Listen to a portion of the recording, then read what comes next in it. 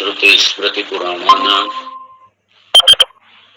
करुणालयं नमामि भगवत्पादं शंकरं लोकशंकरं शंकरं शंकराचार्यं केशवं बादरायणं सूत्रभाष्यकृतौ वन्दे भगवन्तौ पुनः नः ईश्वरो गुरुरात्मेति मूर्तिभेदविभागिने व्योमवद्व्याप्तदेहाय दक्षिणामूर्तये नमः।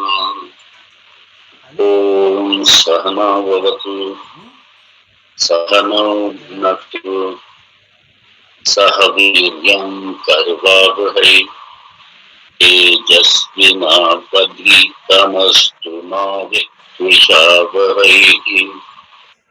ॐ शान्ति शान्ति शान्ति। ॐ आप्यायन्तु ममाङ्गानि वाक्प्राणश्चक्षुश्रोत्रं बलमिन्द्रियाणि च सर्वाणि सर्वं ब्रह्मोपनिषदम् माहं ब्रह्म निराकरोत् अनिराकरणमस्तु निराकरणं मे अस्तु तदात्मनि य उपनिषत्स्ते मयि सन्तु ते मयि सन्तु। ॐ शान्ति शान्ति शान्ति।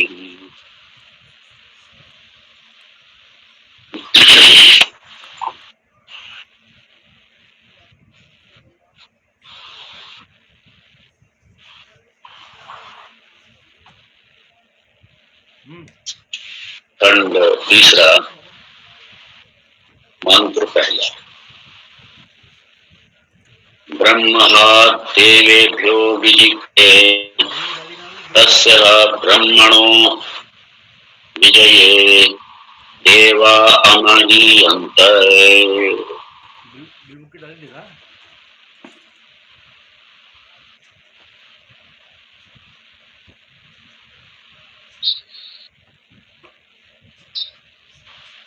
मंत्र में जो भगवान भाष्यकार ने बड़ा स्पष्ट किया, ये ब्रह्म यहाँ पे सगुण ब्रह्म मतलब ईश्वर के लिए यहाँ पे ब्रह्म आया है। और ईश्वर की स्थिति मुख्य है विषय संबंध भाष्य का यही है। और यहाँ भगवान भाष्यकार भाष्य के माध्यम से, हम लोग यही देख रहे थे भाष्य के माध्यम से ही,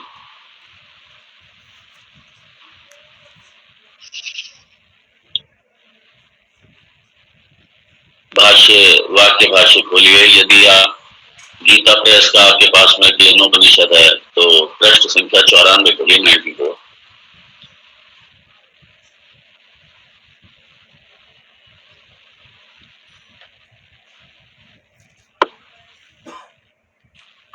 भगवान भाष्यकार कह रहे हैं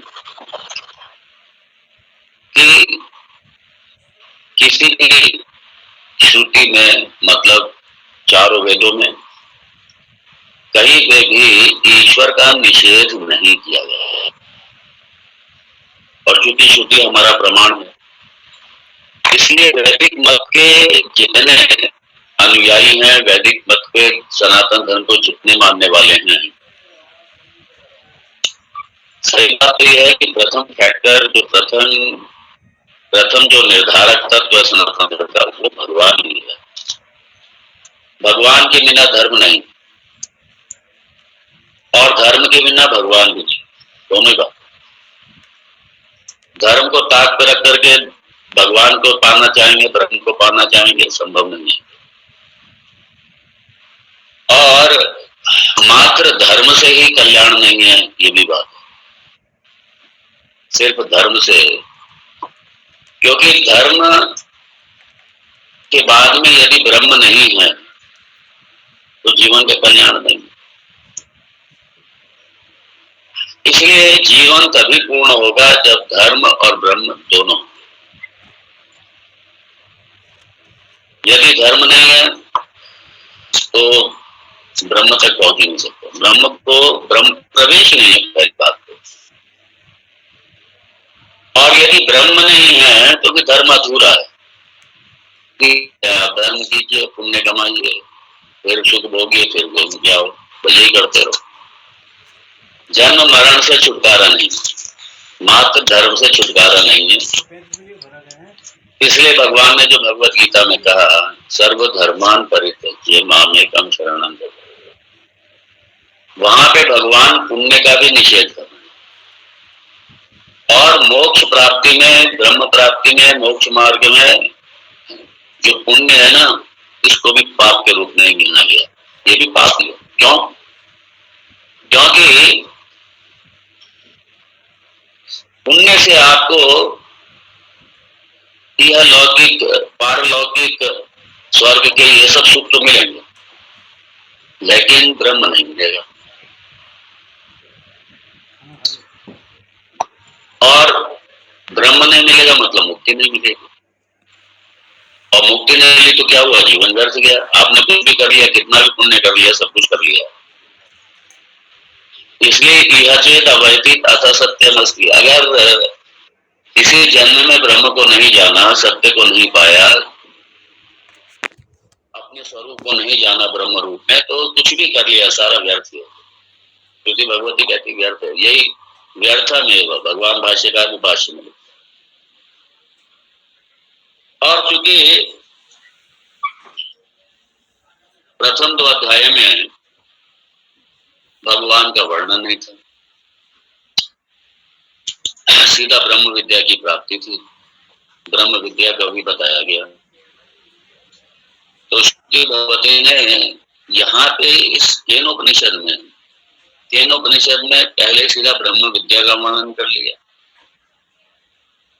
और उसके बाद में फिर बाद में अधिकारित। कि मतलब यही कहना चाहते हैं श्री भगवती की भाई ये नहीं है कि मतलब ठीक है ज्ञानादेव तो कैवल्यम, तो सब छलांग लगाओ सीधा ज्ञान प्राप्ति के लिए, बाकी सब छोड़ दो, पीछे दो। वेद पूर्व को छोड़ नहीं सकते। या ये कह सकते हैं यहाँ पे कि वेदांत पहले ले लिया, वेद पूर्व बाद में। वेद पूर्व बाद में मतलब धर्म बाद। और जो सबसे देखिए, चाहे धर्म है या ब्रह्म है,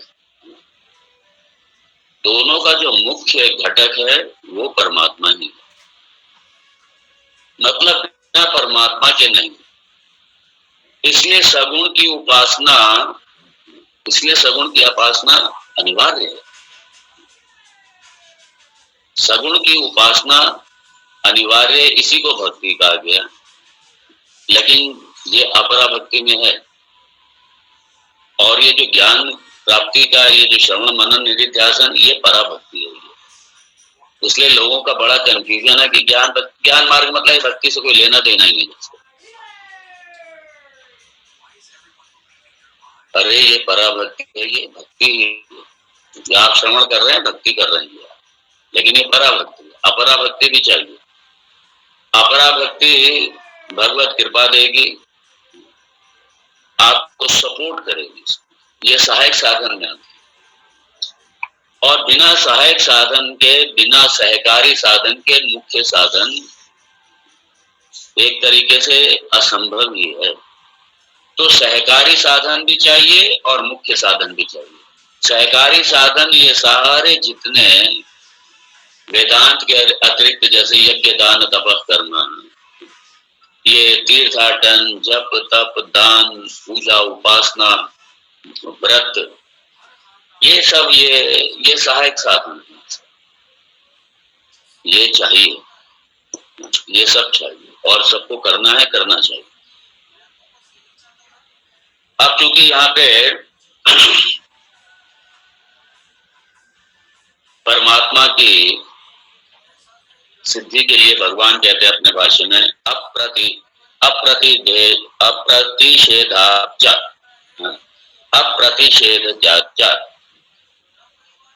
क्योंकि अप्रतिषेधात अरे कोई ब्रह्म का मतलब ईश्वर का कोई प्रतिष्ठा तो कहीं किया ही नहीं है।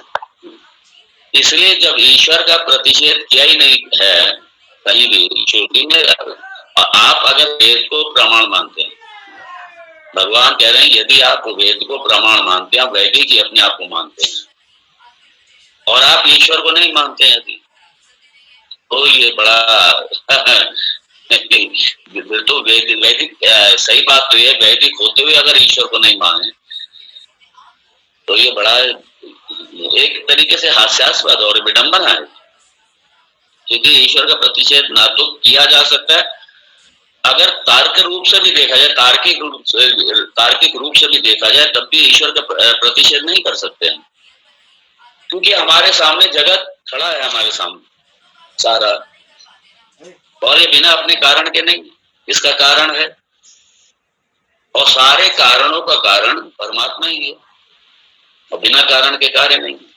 नंबर एक। नंबर दो, अगर श्रुति की दृष्टि से देखा जाए, आप कहेंगे ठीक है चलिए, तो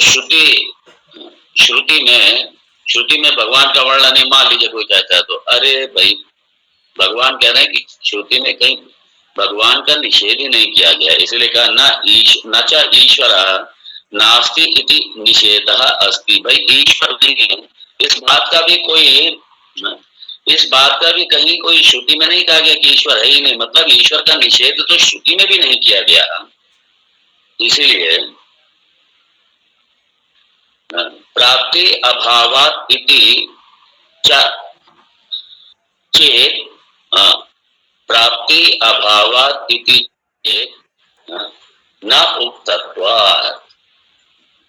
अब चूंकि ईश्वर हमारे पास जो जानने के साधन है, हमारे पास जो ज्ञानेंद्रियां, चूंकि इसके द्वारा ईश्वर को जाना नहीं जा सकता, तो इसका मतलब ये नहीं है कि आप ईश्वर का अभाव है, ये कि जो प्रत्यक्षादि मात्र प्रमाण को मानते हैं, जिसे हम भौतिकवादी कहते हैं, जो मात्र प्रत्यक्षादि को प्रमाण, मतलब जो सामने स्पष्ट दिख रहा है बस वही है और उसके अलावा नहीं दिख रहा तो फिर नहीं मानते।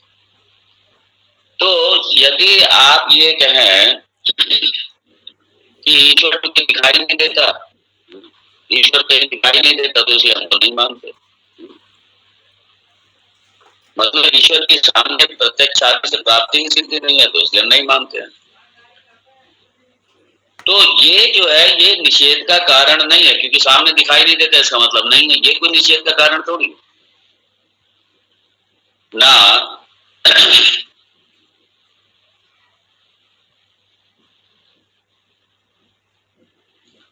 क्योंकि न चेत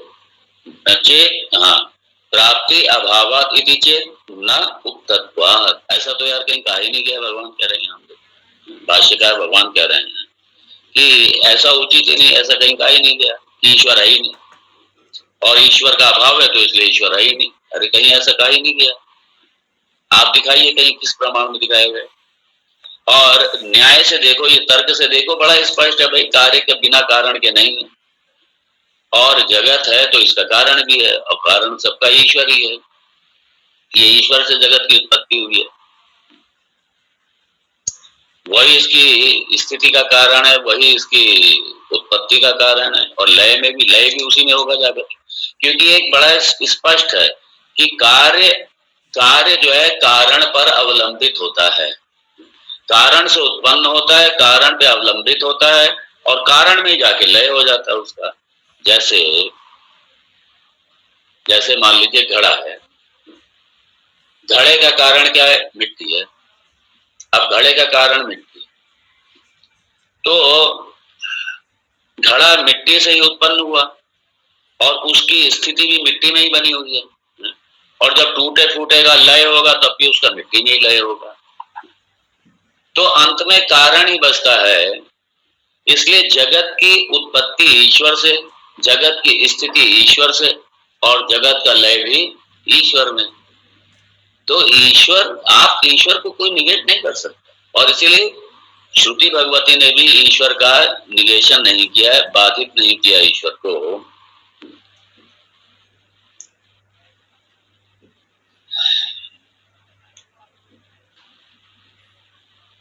न हिंस्यात् इति वत् प्राप्ति अभावात् प्रतिषेधः न आरभ्यते इति चेत न। यदि आप ये कहो, भगवान भाष्यकार कहते हैं यदि इति चेत, यदि आप ये कहो, क्या कहो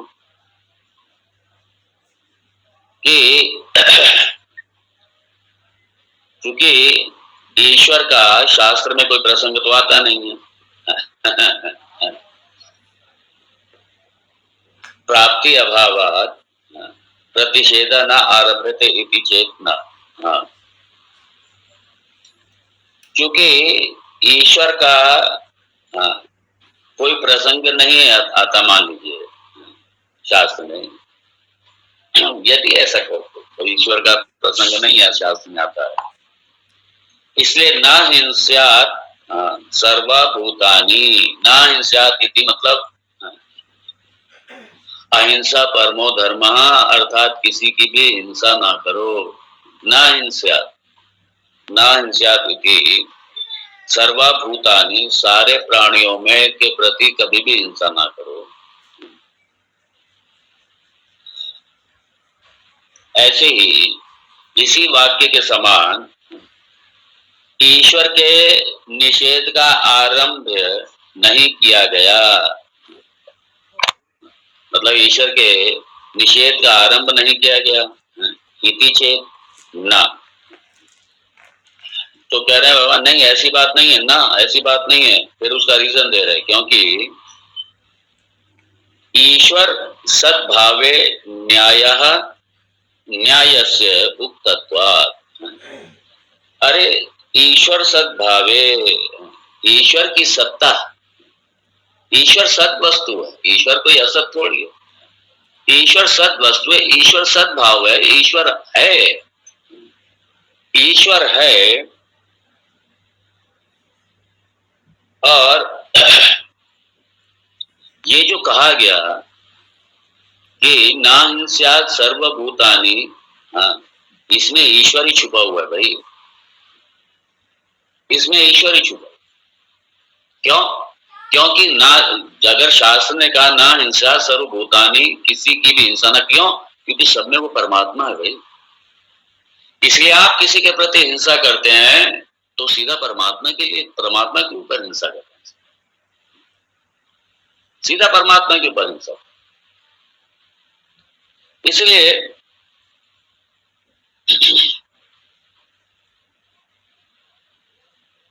ईश्वर की सत्ता है, ईश्वर सद वस्तु है, इसीलिए वहां पे कहा गया ना हिंसा सर्वभूतानि, क्योंकि उसमें ईश्वर छुपा हुआ है,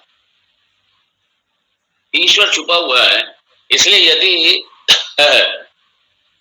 वेद में जब इस तरीके के वाक्य ना हिंसा सर्वभूतानि, मतलब इसमें सीधा सीधा ईश्वर छुपा हुआ है। इसमें ईश्वर, आपको लगता है कि सीधा डायरेक्ट ईश्वर की, अगर आपको लगता है चर्चा नहीं है, मतलब सगुण ब्रह्म, ध्यान देना ये सब उसकी ये है।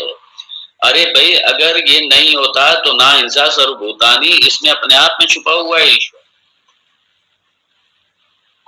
क्योंकि सर्वभूतों में ईश्वर है। और इसलिए हमारे यहाँ सारे जगत में, चूंकि सारे जगत का कारण परमात्मा है, इसलिए संवेदनशीलता की बड़ी पराकाष्ठा है। इसलिए चाहे जल स्रोत है, चाहे पृथ्वी है, वायु है, अग्नि है, इवन आकाश है, हमारे पूर्वज बड़ा संवेदनशील थे सबके, क्योंकि सारा परमात्मा ही है। और परमात्मा को चोट पहुंचा करके हम सुखी नहीं रह सकते, क्योंकि हम परमात्मा पर अवलंबित हैं। इसलिए हमारे पूर्वजों ने ये अभी जो भी पर्यावरण वगैरह की समस्या अभी 40-50 साल में उत्पन्न हुई है, क्योंकि हम लोगों ने प्रगति के नाम पर, ये बेसिकली प्रगति नहीं कर रहे हैं, हमने प्रगति के नाम पर इतना सत्यानाश मारा है, जहां चाहा पेड़ काटे पीटे उखाड़ के फेंक दिया, सड़कें चौड़ी करनी है, 200-200 300-300 वर्ष पुराने करोड़ों पेड़ हमने काटे, करोड़ों, लाखों भी नहीं, करोड़ों पेड़ काटे। एक एक रोड के चौड़ीकरण में लाखों पेड़ कटे, सड़क के दोनों तरफ जो ऑक्सीजन की फैक्ट्री लगी थी, ऑक्सीजन के प्लांट लगे थे, वो सारा हमने फेंक दिया और हमने सारा सत्यानाश मार दिया इन्हीं 40-50 सालों में। अब आप बताइए, गत हजारों सालों से, लाखों साल से टेम्परेचर मेंटेन था, क्योंकि एक बैलेंस था प्रकृति के साथ। ये हम कभी छेड़छाड़ नहीं करते थे, हम रेस्पेक्ट करते थे, पूज्य भाव रखते थे इसके, और कहीं कोई समस्या नहीं। मेरे तो देखते ही देखते मुझे बड़ा आश्चर्य होता है, देखते ही देखते। मैं 96 में बेंगलोर गया था, 96 से 95, हाँ 96 में गया पहली बार। चारों तरफ वन क्षेत्र, चारों तरफ हरियाली, चारों तरफ बड़े बड़े जंगल, और हाथी घूमा करते, जंगल पूरे, कंप्लीट फॉरेस्ट। और टेम्परेचर साल भर में कभी भी 27 को क्रॉस नहीं करता था टेम्परेचर। मतलब जो आप एसी में रहते हैं, ये बेंगलोर का एक टेम्परेचर साल भर रहता था।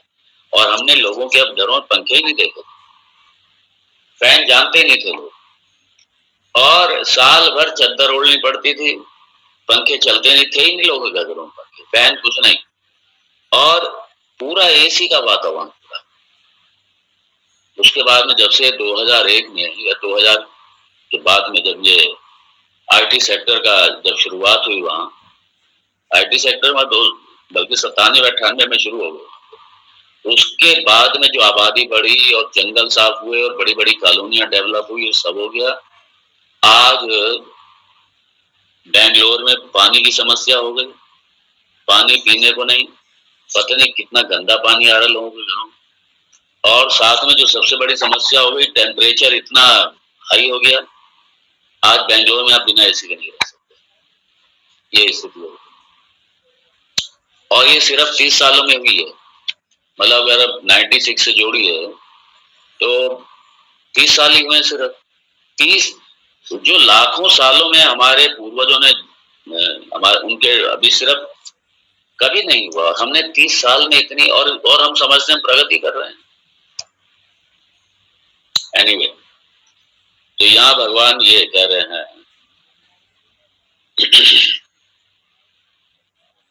कि जो ना हिंसा सर्वभूतानि, ये सिर्फ ईश्वर के अस्तित्व को लेकर के ही कहा। अर्थात ये ईश्वर का निषेध नहीं कर सकते।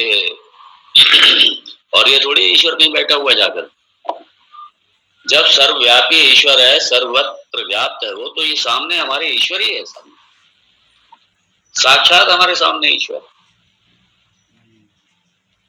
इसलिए इतनी संवेदनशीलता हमारे पूर्वज रखते थे।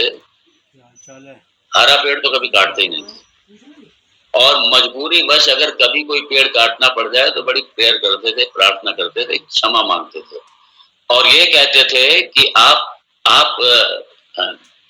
हम सबके लिए अपना कुर्बानी दीजिए, सेक्रीफाइस कीजिए, त्याग कीजिए, उनसे मांगते थे। और ये भी कहते थे कि हमें मजबूरी वश यहाँ पे आपको हटाना पड़ रहा है, लेकिन हम आपसे वादा करते हैं कि हम आपको दूसरी जगह जरूर लगाएं। और इसलिए अगर पेड़ हटाना भी पड़ता था तो 10 पेड़ लगाते भी। यही जल का था। ये जो जल पॉल्यूटेड हुआ, वो ये इसीलिए हुआ कि हमने सारे गटर शहरों के सब डाल दिए, जल में डाल दिए, नदियों में डाल दिए। ये नदी साक्षात जीवन है, ये बह रहा है ये सारा, और हमने गटर डाल करके अपने लिए ही हमने जहर पैदा कर दिया अंदर, और आज हम सारा पोल्यूटेड पानी पी रहे हैं सब जगह। वायु की हमने सत्यानाश मारी, जल की हमने सत्यानाश मारी। क्यों? ये क्यों हुआ है? क्योंकि संवेदनहीनता आ गई ना, संवेदनशीलता चली गई। यदि ये सिद्धांत सिर्फ हमारा रहे कि ईश्वर तो सर्वव्यापी है और ये जल ईश्वरी है, ये वायु ईश्वरी है, ये पृथ्वी ईश्वरी है, ये सारा सामने साक्षात ईश्वर है, यदि ये संवेदनशीलता, ये श्रद्धा भक्ति ईश्वर के प्रति बनी रहती, तो ये आज हमारे सामने ये समस्या नहीं। ये सिर्फ भोगवाद, उपभोक्तावाद और सबके पीछे एक ही है, संवेदनहीनता। और संवेदनहीनता के पीछे जो मुख्य कारण है वो यही है, अरे क्या ईश्वर, किसने देखा ईश्वर? किसने देखा ईश्वर? अरे ईश्वर ईश्वर कुछ नहीं, खाओ पियो मौज करो, क्या करना है, खाओ पियो आनंद लो, मौज करो, बस कमाओ खाओ, इसके अलावा कोई काम नहीं। तो यहाँ अब भगवान एक और भी तर्क दे रहे हैं, अथवा प्रतिषेधात् इति कर्मणा फलदान ईश्वर ईश्वर कालादीना न प्रतिषेध अस्ति। ये भी साथ में कह दिया,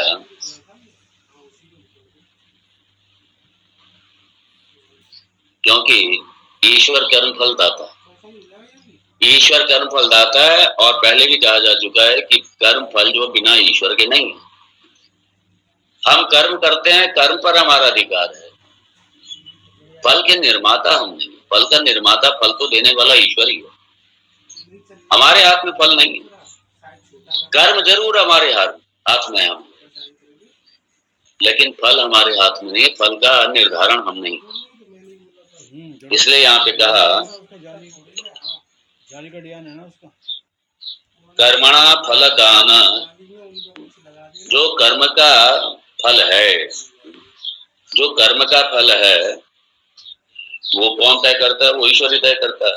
वो ईश्वरी कर्म फल का देने वाला, और एक निश्चित समय पर होगा, उसमें काल का बड़ा योगदान है। तो ईश्वर और काल, समय का एक अपना एक निश्चित समय पे होगा, कब होगा वो आपके हाथ में नहीं है, हमारे हाथ में नहीं है, वो भगवान के हाथ, वो भगवान तय करता। तो ईश्वर और काल, इसका भी कहीं शास्त्र में प्रतिषेध ही नहीं किया गया, क्योंकि कर्मफलदाता वही है, ईश्वर भी है और काल भी है। तो आप इसलिए नहीं कह सकते कि ईश्वर नहीं। न च निमित्त अंतर निरपेक्षम केवलेन कर्तः एव प्रत्युक्तम फलदम इष्टम दृष्टम।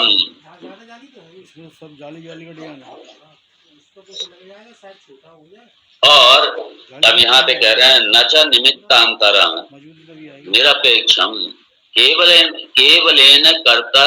कर्तृ एव। ऐसा कहीं देखा नहीं गया है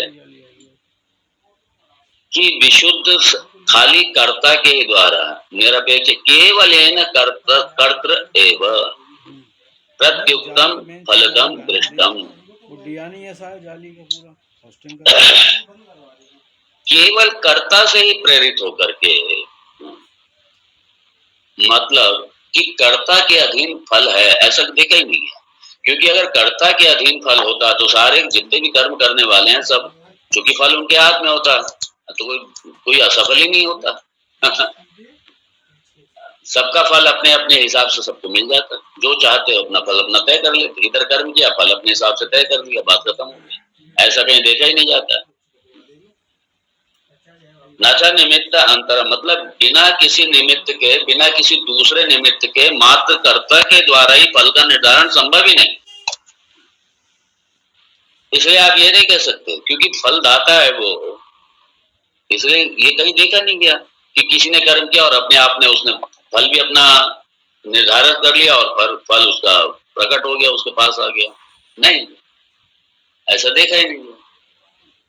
एक निश्चित काल का भी होता है, और साथ में भगवान के बिना है फलदाता भगवान ही। न विनष्टः अपि यागः कालांतरे फलदो भवति। और एक बात और के, न विनिष्ठा अपि यागई, जो यज्ञ आदि जो अनुष्ठान है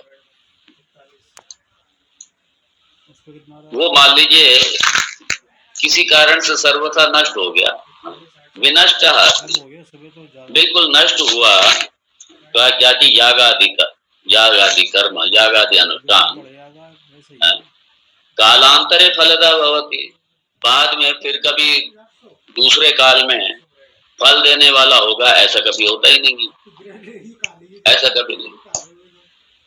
यहाँ पे कहना चाह रहे हैं भगवान भाष्यकार कि मान लीजिए कर्म ही सही तरीके से नहीं हुआ, आरंभ में ही उसको नष्ट कर दिया, हुआ ही नहीं, पूरा ही नहीं हुआ, आरंभ में नष्ट कर दिया उसको। और ऐसा फल और ऐसा जो कर्म है वो फल देने वाला है ही नहीं, और ऐसा देखा नहीं गया कि इस तरीके का कर्म अनुष्ठान कोई हुआ और उसने फल दिया हो, ऐसा भी कभी नहीं देखा गया।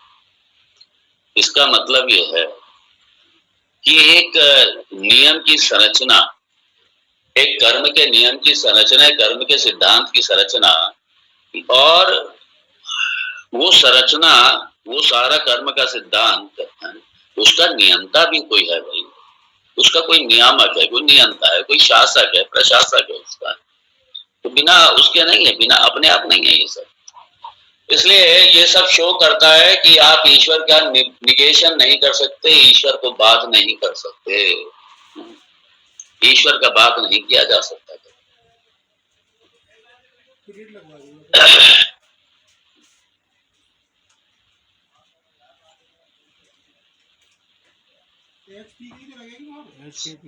अभी जैसे एक और यहाँ पे एक उदाहरण दे रहे हैं, यहाँ पे भगवान भाष्यकार, सेव्य बुद्धिवत् सेवकेन सर्वज्ञेश्वर बुद्धोतु संस्कृतायां यागादि कर्मणा विनश्यति कर्मणि सेव्यादिवत् ईश्वरात् फलं कर्तुः भवति इति युक्तम। हाँ, कह रहे हैं कि मान लीजिए जैसे कोई सेवक है, सेवक की अपने सेवे के प्रति बड़ी श्रद्धा होती है। जो भी सेवक है, राजा का सेवक है, राजा के प्रति बड़ी श्रद्धा होगी। मान लीजिए पिता का भी अगर पुत्र अगर सेवक के रूप में है तो निश्चित रूप से और श्रद्धा होगी अगर। और हर सेव्य, जितने भी सेव्य हैं वो अपने सेवक का भाई ध्यान रखते हैं। तो जब एक छोटा सा मामूली सा सेव्य अपने सेवक का ध्यान रखता है तो भगवान के अपने सेवक का ध्यान नहीं रखेगा। तो जब सेवक जब सेवा करता है अपने सेव्य की, तो सेव्य के चित्त में संस्कार पैदा होता है।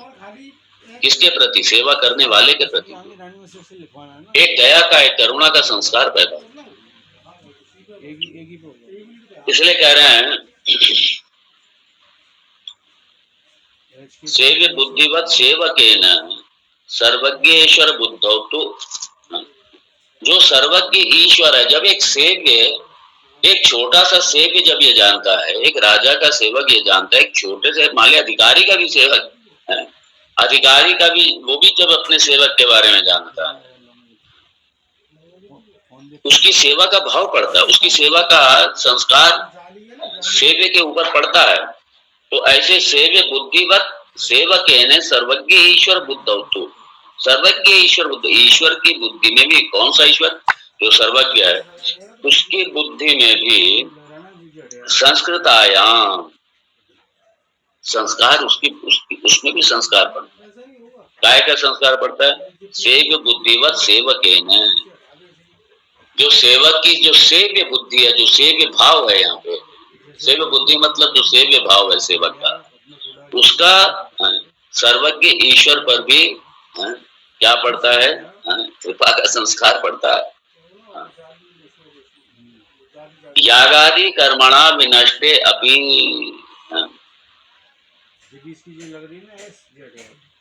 तो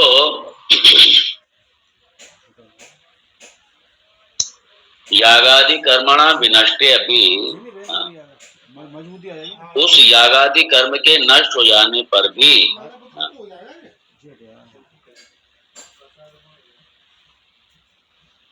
सेव्यादिवत विनष्टे अपि कर्मणि सेव्यात्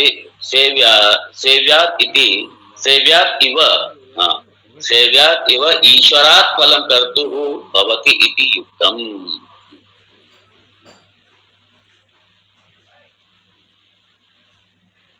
तो मान लीजिए यागादि जो याग है उसके नष्ट होने पर भी फिर भी क्या है, कर्ता को, जो यागादि कर्म का कर्ता है उसको ईश्वर के द्वारा फल फिर भी मिल ही जाता है। मतलब यागादि नष्ट होने का मतलब क्या है यहाँ पे?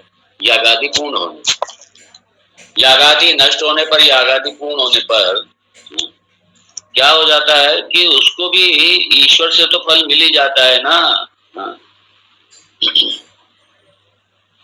ईश्वरात् फलम कर्तु भवति इति युक्तम न तो पुनः पदार्थ वाक्य शतेन अपि देशांतरे कालांतरे वा स्वम स्वम स्वभावम चाहती।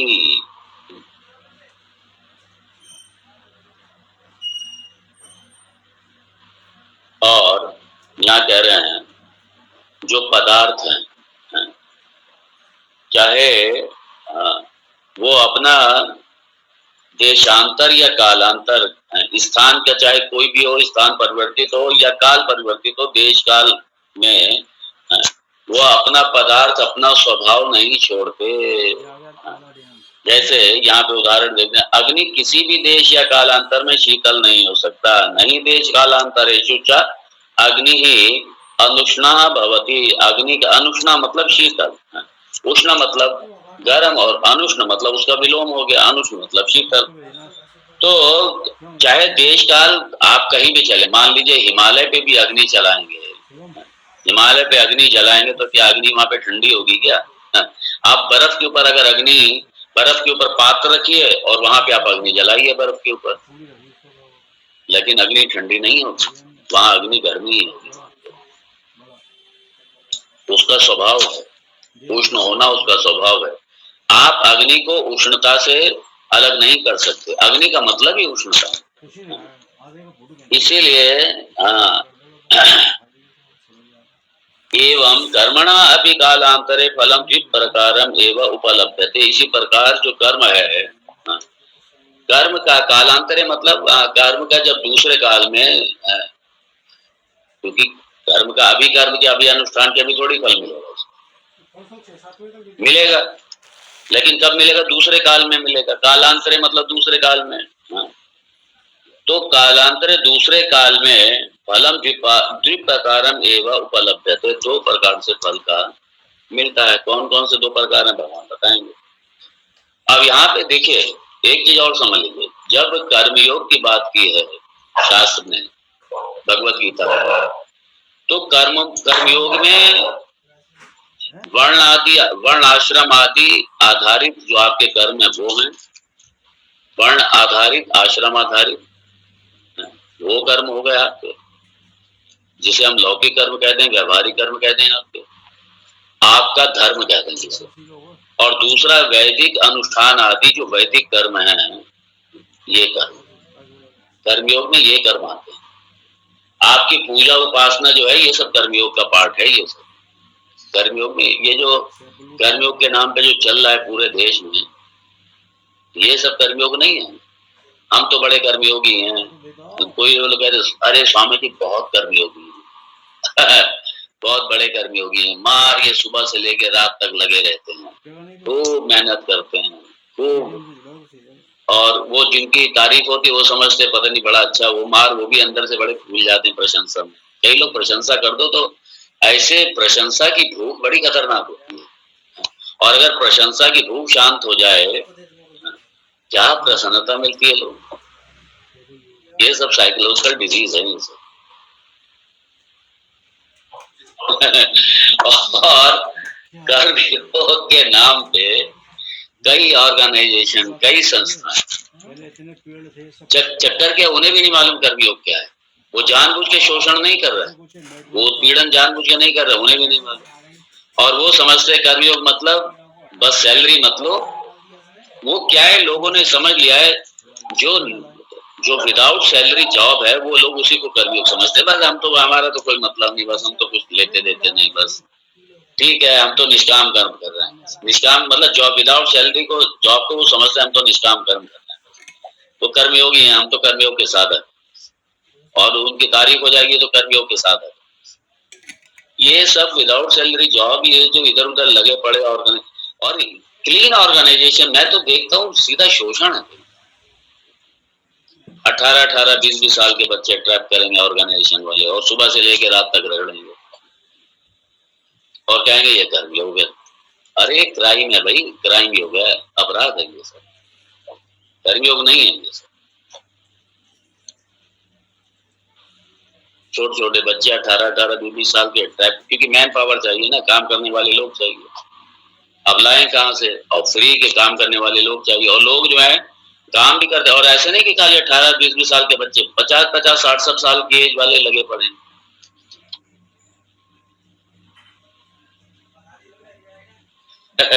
इधर ऑर्गेनाइजेशन है, दुनिया भर के व्यवसाय में के साथ में चल रहे हैं। व्यवसाय तो नहीं कहेंगे, चलो सेवा का प्रकल्प कह दिया, वो सेवा नहीं है। और लोग हैं बेचारे लगे रहते हैं, बिना सैलरी के लोग लगे रहते हैं, और कलेक्शन भी साथ में करके देते हैं लोग। एक तो सैलरी ले ही नहीं रहे, दूसरा कलेक्शन करके दे रहे हैं साथ में, तो उन्हें डबल फायदा। एक तो सैलरी नहीं दे रहे किसी को, और दूसरी बात कलेक्शन और करवा रहे हैं बैठ कर। और जो टॉप लोग बैठे होते हैं बस वही मजे करते हैं। जो टॉप लोग बैठे हैं, जिनके हाथ में पावर है, सत्ता है, बस वही एंजॉय करते हैं। क्योंकि अगर उनसे कुछ कह दिया नीचे वालों ने, तो ठीक है, आप फ्री, आप जाइए, पावर कुछ है नहीं, नथिंग। एनीवे, चूंकि कर्म का ये सब प्रसंग आया है, तो मैंने कह दिया कि वैदिक अनुष्ठान है।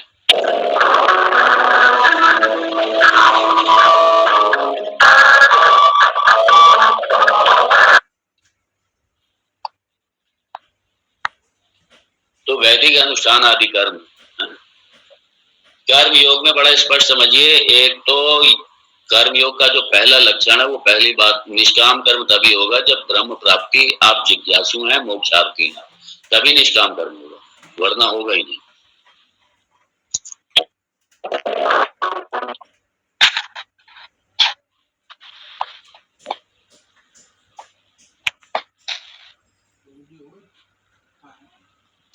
वेदांत के जिज्ञासु हैं आप, मोक्षार्थी हैं,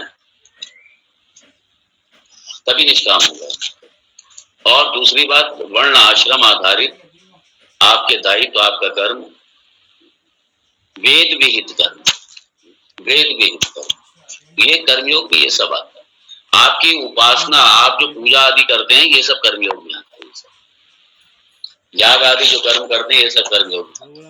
ये जो इधर उधर लगे पड़े हैं गधों के जैसे, ये सब कर्मयोग नहीं है, ये सब क्राइम है, अपराध है ये सब। और ये लोग अज्ञानतावश कर रहे हैं। एनीवे, तो यहाँ पे चूंकि ये कह रहे हैं कि कालांतरे फलन द्विप्रकारम एवं उपलब्धते, दो तरीके का फल मिलता है कालांतर में। तो जैसे यहाँ पे कहा,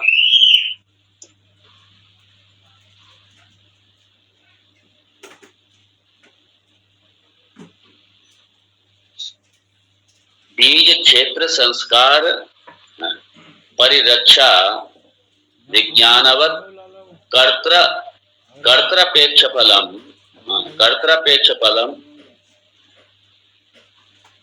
कृष्यादि विज्ञानवत सेव्य बुद्धि संस्कार अपेक्ष संस्कार अपेक्ष फलम च सेवादि।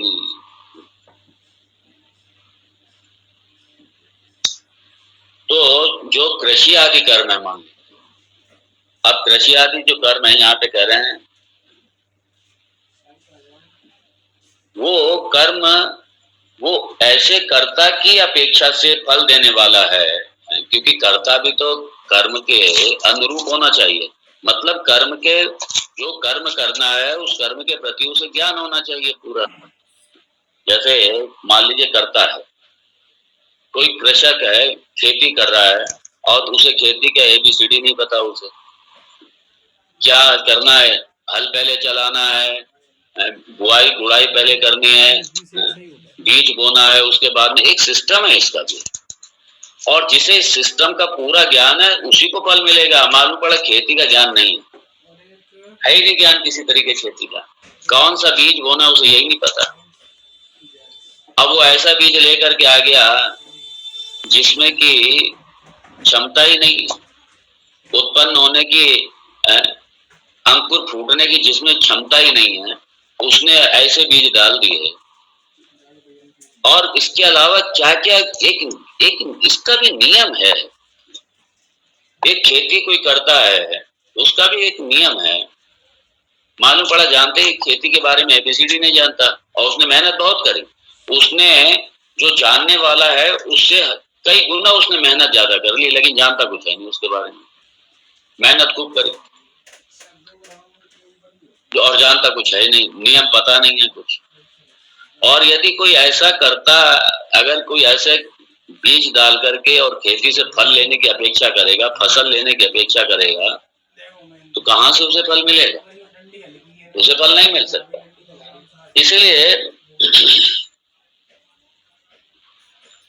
जिसे हर बात का भूमि का ज्ञान हो, बीज का ज्ञान हो, तरीके का ज्ञान हो, और साथ में उसकी रक्षा कैसे करनी है मालूम पड़ा। इधर तो खेती बोई और खेती खेती बो दी, मतलब जमीन में फसल असल के लिए बीज बो दिया, सब कर दिया, और अंकुर फूटने नहीं लगे, थोड़ा पैदा हुआ, उसके बाद में क्या किया, गाय को अंदर चढ़ने छोड़ दिया, बकरी को छोड़ दिया अंदर चढ़ने। क्या वहां पे फल मिलेगा क्या उसे? कुछ का कभी नहीं मिलेगा उसको। तो जिसे जिसे पूरी तरीके से ज्ञान हो उसको ही तो जाके फल मिलेगा। बड़ी भी चाहिए, डंडी मोटी चाहिए, पैसा खर्च करेगा, उसको जा करके फल मिलेगा। पैसा उतने बैठे। ऐसे ही जो सेवक है, जो सेवा आदि का जो कर्म है, वो भी उस कर्म का फल भी उसी को मिलेगा। किसको मिलेगा? जो कम से कम सेवा के नियम तो जानता हो। अब मालूम पड़ा कि कोई सेवक है, सेवा कर रहा है, अब वो खड़ा हो जाए कि हमें जूते पहनाने और बजाय पैर में पहनाने के गले में डाल दे वो तो क्या होगा? उस सेवक को फल मिलेगा क्या? सेव्य के दिल में क्या उसके प्रति कोई संस्कार जगेगा क्या? कभी नहीं होगा, कभी नहीं होगा। तो इसलिए सेवा आदि का भी जो ज्ञान है, कम से कम वो भी सेवक को होना चाहिए। उसका भी नियम है, उसका भी तरीका है। इसलिए आजकल देखिए ना, वर्तमान में भी बकायदा ट्रेनिंग होती है कि आपको बॉस को किस तरीके से जल देना है, किस तरीके से उनको बात करनी है। इसके नियम कायदे हैं सारे। इसलिए जितने ये बहुत हाई रैंक पे जो होते हैं, उनके जो सेवक है उनको बाकायदा ट्रेनिंग होती है इस बात की। और ये जितने बड़े बड़े जो कारपोरेट सेक्टर्स के बड़े बड़े धनाढ्य लोग हैं, इनके यहाँ भी इसी तरीके के वो सेवक रखते हैं, बड़े ट्रेंड होते हैं, जो आपका इशारा समझते हैं, जो आपका इशारा समझते हैं, बड़े ट्रेंड लोग होते हैं, बहुत ट्रेंड होते हैं। और जरा सी मिस्टेक हो गई तुरंत टर्मिनेट भी कर देते हैं वो लोग। जरा सी मिस्टेक हो गई एक बार में टर्मिनेट कर देते हैं,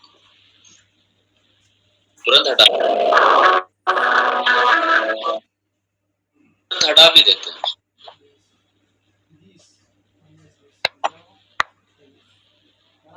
तो यहाँ पे इसलिए कहा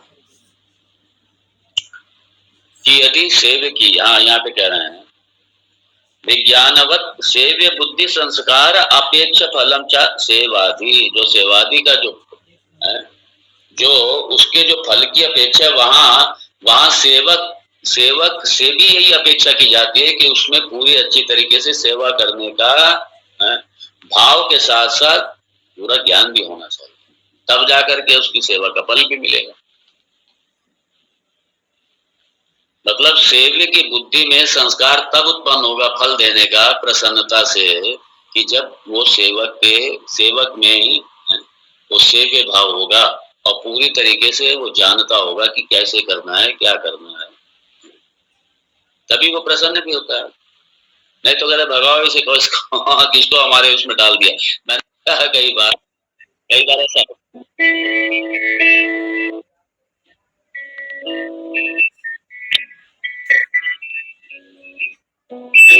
बड़ा परेशान कर रहा है, मेरा अटेंड कर।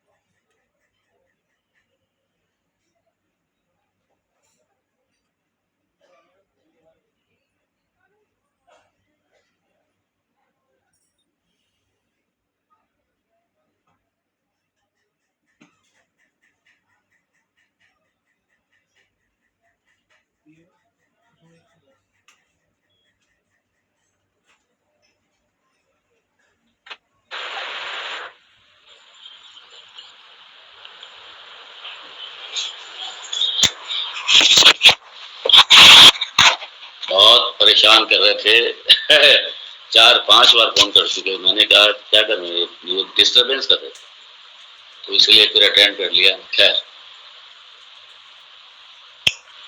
तो यहाँ ये कह रहे हैं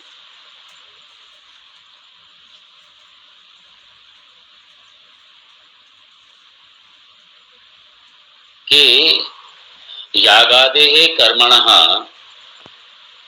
तथा अविज्ञानवत् कर्तृ अपेक्ष फलत्वात् अनुपपत्तौ कालांतर फलत्वात् कर्म देश काल निमित्त विपाक विभाग बुद्धि संस्कार अपेक्षम फलम भवितुम अर्हति।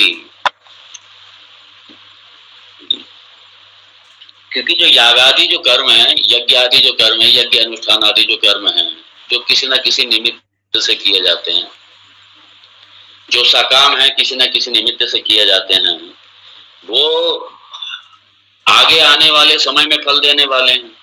दूसरे काल, मतलब जब कर्म किया जाता है उस समय नहीं, कर्म करने के बाद में दूसरे काल में जाकर के फल देने वाले होते हैं वो।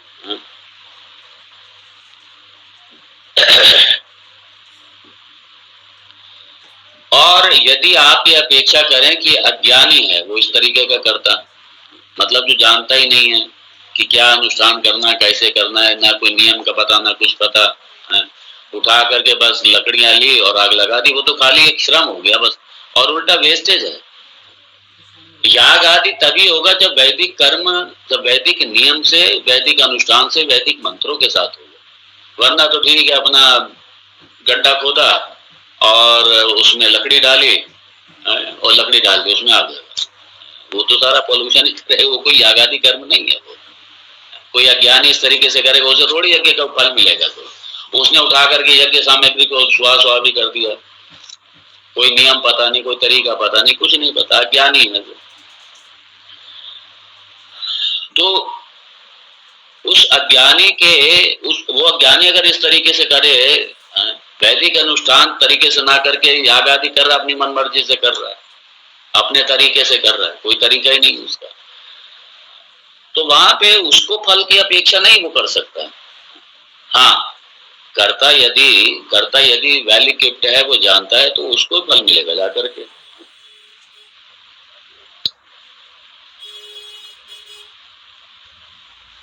इसलिए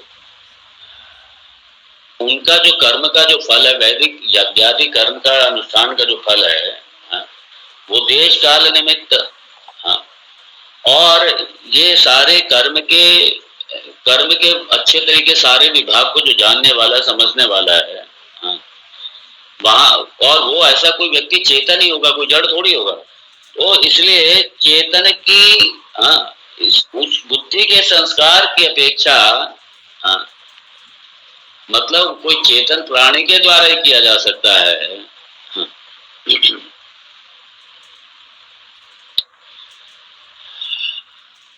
सेवादि कर्मानुरूप फलज्ञ सेव्य बुद्धि संस्कार अपेक्षा फलस्य एव।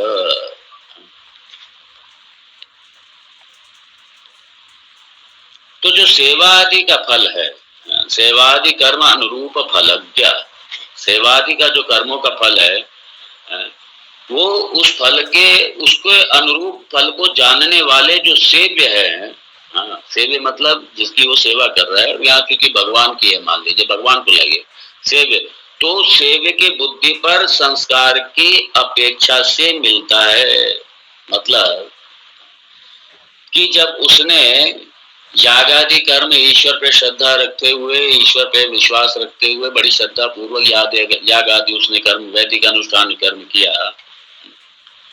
तो क्या होगा, जिस सेव्य के लिए किया गया है, जिस देव के लिए, जिस देवता के लिए किया गया है, उस देवता पर प्रभाव डालेगा। क्या प्रभाव डालेगा? इस पूरे संस्कार का प्रभाव डालेगा, उस पर उस पूरे संस्कार का प्रभाव पड़ेगा और उससे जाके ये फल मिलता है, उससे फल मिलता है। और कब? जबकि सही तरीके से अनुष्ठान किया गया हो, विधि विधान से, वैदिक रीति से, जो भी उसमें वेद में जो नियम जो तरीका दिया गया है, और यजमान के भी बड़े नियम होते, इसलिए कई वैदिक जो अनुष्ठान है उसमें एकदम से, जैसे गृहस्थ तो याग आदि कर्म तो याग गृहस्थ करेगा, लेकिन ये नहीं कि अब गृहस्थ किसी भी स्थिति में जाकर के बैठ जाएगा यज्ञ में, नहीं। इसलिए कुछ अनुष्ठान ऐसे हैं जो याग आदि करने से पहले कई दिन तक उनका शुद्धिकरण होता है, जो यजमान होते हैं उनको कुछ नियम का पालन करता है, शुद्धिकरण करना पड़ता है, तब जाकर के उसका पात्र बनता है, याग आदि बैठने का उसका पात्र बनता है, यजमान बनने का पात्र बनता है, वरना नहीं कर सकता। अब जैसे सोमयाग है, सोमयाग सोमयाजी ही करेगा, दूसरे को दूसरा थोड़ी करेगा। तो ऐसे तब जाकर के जब सही तरीके से पूरे ज्ञान के साथ में, पूरी विधि के साथ में और पूरे नियम तरीके से के साथ में जब याग आदि अनुष्ठान संपन्न होता है, तब जाकर के उसका फल भी मिलता है उसका। और जो सेव्य है, जिस सेव्य मतलब जिस इष्ट के साथ, जिस इष्ट को ध्यान में रख करके, जिस देव को ध्यान में रख करके किया गया है, और वो कोई जड़ थोड़ी है, अरे भाई वो चेतन है ईश्वर, और चूंकि वो फलदाता है तो फलदाता जड़ नहीं है, वो चेतन है, वो उसपे संस्कार पड़ता है, उसपे श्रद्धा भक्ति, उसपे श्रद्धा भक्ति का एक भगवान में जाके जो प्रार्थना, या संस्कार मतलब उसकी प्रार्थना का जाके प्रभाव पड़ता है, प्रार्थना सुनते हैं भगवान और फिर जाकर के वो फल देते हैं, फल मिलता है उससे।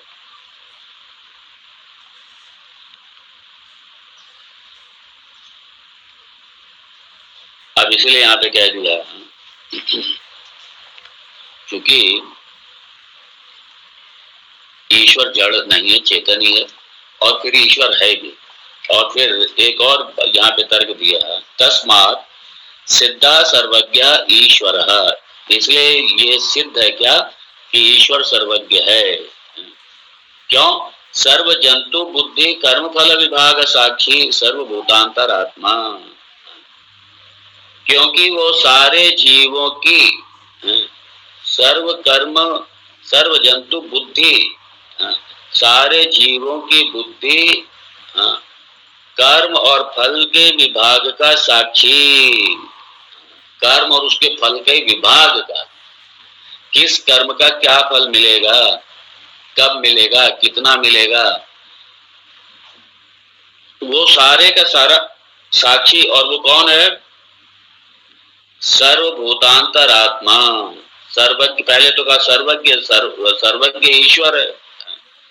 सर्वभूतांतर आत्मा मतलब सर्वंतरयामी, वो सब आत्म रूप से सब में, सारे प्राणियों में आत्म रूप से सबका साक्षी, सबका दृष्टा, अंतर्यामी रूप से, और वो ईश्वर।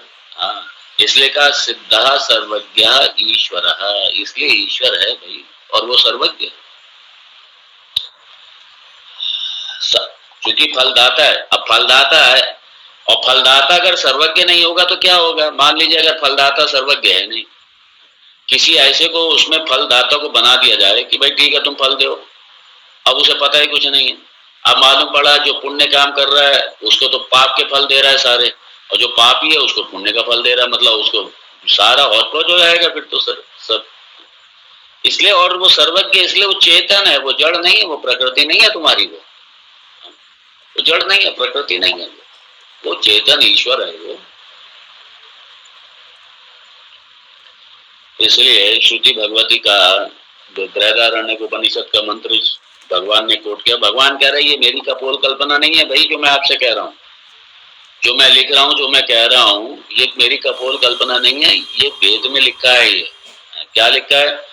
यह साक्षात अपरोक्षात ब्रह्मा, साक्षात अपरोक्ष है, और कौन है? यह आत्मा सर्वांतरा, वो आत्मा रूप से सर्वांतरयामी है। इसलिए मेरी अपनी कोई कपोल कल्पना, ये मेरी कोई अपनी सोच नहीं है, मेरी कोई अपनी मैं कोई अपने उससे थोड़ी, मन से थोड़ी लिख रहा हूँ, ये कह रहा हूँ आपसे। ये तो उपनिषद कह रहा है, ये तो वेद कह रहा है, ये उपनिषद कह रहा है, ये वेद कह रहा है।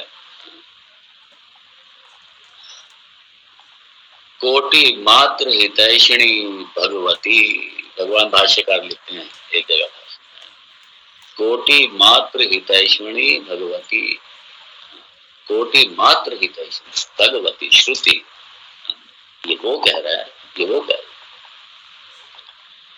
तो ईश्वर की सिद्धि में ये भाष्य,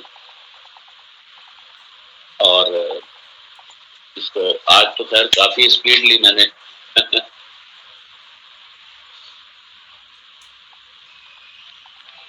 इसको ये थोड़ा सा और है, बट बहुत अच्छा लगा, संबंध भाष्य बहुत अच्छा। और मैंने सोचा इसलिए भी लेना जरूरी है कि ये जो एक आक्षेप लगाते हैं, ये तो बस निर्गुण निर्गुण ब्रह्म की बात करते रहते हैं बस। ये जो अपने बड़े, ये भी बड़ा आश्चर्य होता है, ये जो द्वैतवादी हैं वो अपने आप को वैष्णव मानते हैं, मतलब वैष्णव मतलब भक्त, वेदांती जैसे भक्ति नहीं है। सबसे बड़ा जो वैष्णव है वो शिव है, और ये हमेशा इनमें एक और गलत फहमी है, ये द्वैतवादी हैं ये समझते हैं जो सन्यासी हैं, जो ये ज्ञानी हैं, इनका इष्ट तो सिर्फ शिव है, बस शिव है इनका इष्ट। और जिस शिव के अनुयायी, बस देखिए ध्यान दीजिए, जिस शिव का इष्ट ही विष्णु हो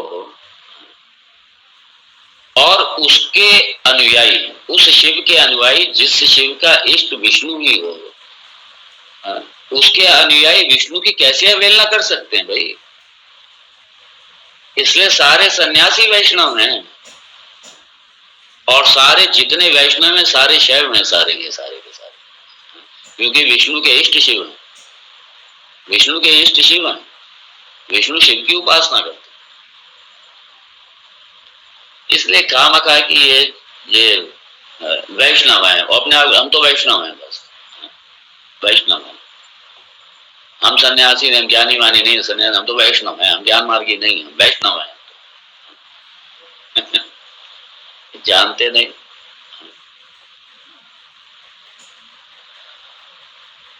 इसलिए भगवान शंकराचार्य जी ने पंचदेव उपासना के माध्यम से, इसलिए बहुत ये सन्यासी बहुत हैं जिनका इष्ट देवी है, ऐसे बहुत से सन्यासी जिनका इष्ट गणेश भी है, ऐसे बहुत से सन्यासी जिनका इष्ट सूर्य भी है, शिव भी है, विष्णु भी है। तो यहाँ एनीवे कुल मिलाकर के भगवान यहाँ ईश्वर की ही सिद्धि यहाँ पे वो भगवान सिद्ध कर रहे हैं यहाँ पे, और यहाँ विराम दूंगा। ओम तत्सत। ओम पूर्णमद पूर्णमिदं पूर्णात् पूर्णमुदच्यते पूर्णस्य पूर्णमादाय पूर्णमेवावशिष्यते। ओम शांति शांति शांति। शंकरं शंकराचार्यं केशवं बादरायणं सूत्रभाष्यकृतौ वन्दे भगवन्तौ पुनः पुनः।